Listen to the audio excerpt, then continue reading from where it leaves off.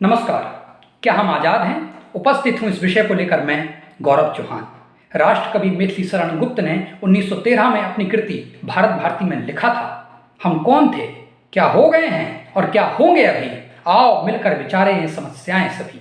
आज आज़ादी के 75 वर्षों बाद अगर किसी सामान्य भारतीय से ये प्रश्न पूछा जाए क्या हम आज़ाद हैं, तो इसका उत्तर नकारात्मक होने की संभावना अधिक है। आज हमारा देश तमाम तरह की समस्याओं से जूझ रहा है। आज भी हम नक्सलवाद, आतंकवाद और जातिवाद का दंश झेल रहे हैं। हमारे देश का गरीब और गरीब होता जा रहा है, अमीर और अमीर होता जा रहा है। आर्थिक असमानता की खाई दिन प्रतिदिन बढ़ती जा रही है। तो हम कैसे कह दें कि हम आज़ाद हैं? आज़ादी मतलब क्या? बाबा साहब अम्बेडकर ने आज़ादी के संदर्भ में कहा था, हम ऐसी आज़ादी चाहते हैं जो देश में आर्थिक और सामाजिक समानता स्थापित करती हो। तो क्या आज आज़ादी के 75 वर्षों बाद हम देश में सामाजिक और आर्थिक समानता स्थापित कर पाए हैं? अगर नहीं कर पाए हैं तो हम कैसे कह दें कि हम आज़ाद हैं? साथियों, मुझे बात कहते हुए लज्जा का अनुभव होता है कि आज़ादी के 75 वर्षों बाद हमारी हालत उस पक्षी की तरह हो गई है जो पिंजरे से आज़ाद तो हो गया है, लेकिन उसे पता नहीं है इस आज़ादी का करना क्या है। वो दिन भर अपने आसपास के वातावरण में घूमता है और शाम होते होते चुपचाप उस पिंजरे में आकर बैठ जाता है। राष्ट्रपिता महात्मा गांधी ने मेरे सपनों के भारत में लिखा था, सर्वोच्च कोटि की स्वतंत्रता के साथ सर्वोच्च कोटि का अनुशासन विनय होता है। तो क्या आज हम अपने व्यक्तिगत जीवन में इस सर्वोच्च कोटि के अनुशासन को जगह दे पाए हैं? क्या आज हम अपने सार्वजनिक जीवन में इस सर्वोच्च कोटि के अनुशासन को पूरी तरह स्थापित कर पाए हैं? अगर नहीं कर पाए हैं तो हम कैसे कहते हैं कि हम आज़ाद हैं?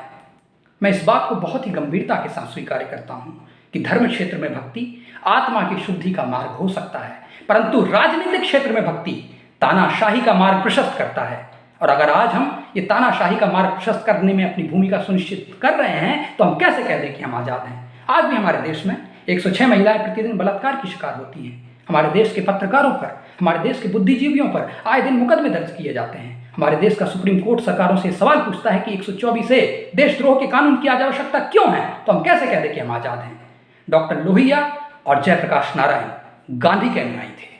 वो गांधी के सपनों का भारत बनाना चाहते थे, वो अम्बेडकर के सपनों का भारत बनाना चाहते थे। और उन्होंने इस देश के पत्रकारों से, इस देश के बुद्धिजीवियों से, इस देश के अध्यापकों से और यहाँ तक कि इस देश के विद्यार्थियों से अपील की थी कि जब जब इस देश में धर्मनिरपेक्षता और समाजवाद पर सवाल खड़े होने लगे, तब तब इन प्रबुद्ध नागरिकों का कर्तव्य है कि वो धर्मनिरपेक्षता और समाजवाद के पक्ष में अपनी आवाज़ बुलंद करें।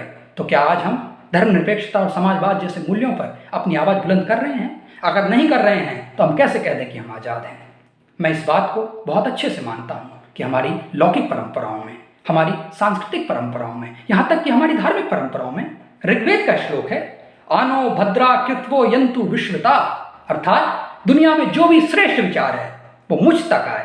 तो क्या आज हम स्वतंत्रता, समानता और बंधुत्व के विचार को अपने जीवन सिद्धांत के रूप में स्वीकार कर पा रहे हैं? उसे अपने जीवन सिद्धांत के रूप में पूरी तरह से आत्मसात कर पा रहे हैं? अगर नहीं कर पा रहे हैं तो हम कैसे कह दें कि हम आज़ाद हैं?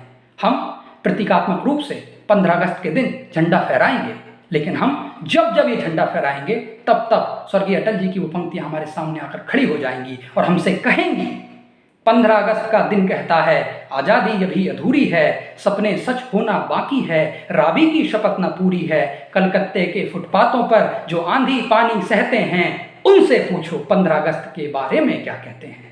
तो साथियों, अंत में मैं सिर्फ इतना ही कहना चाहूँगा, जब तक हम इस देश से गरीबों को पूरी तरह नहीं मिटा देते, जब तक हम इस देश से सांप्रदायिकता को पूरी तरह नहीं मिटा देते, जब तक हम इस देश से बेरोजगारी को पूरी तरह नहीं मिटा देते, तब तक हम नहीं कह सकते कि हम आज़ाद हैं। और जिस दिन हम स्वतंत्रता, समानता और बंधुत्व को अपने जीवन सिद्धांत के रूप में स्वीकार कर लेंगे, उस दिन हम गर्व के साथ कहेंगे कि हम आज़ाद हैं। नमस्कार।